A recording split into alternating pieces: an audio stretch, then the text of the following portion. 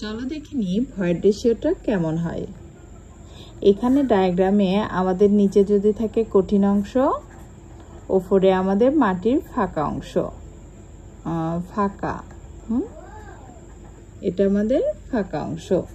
তাহলে আমরা যদি ভয়েড রেশিও বের করি, অতএব ভয়েড রেশিও সমান আমাদের কি, ই সমান ভি ভাগ ভিএস। কিভাবে?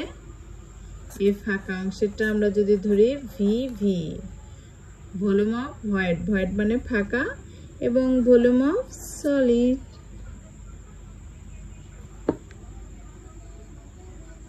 অতএব কি আমাদের ভয়েড অংশের সাথে কঠিন অংশের অনুপাতকে আমরা কি বলবো? Void ratio.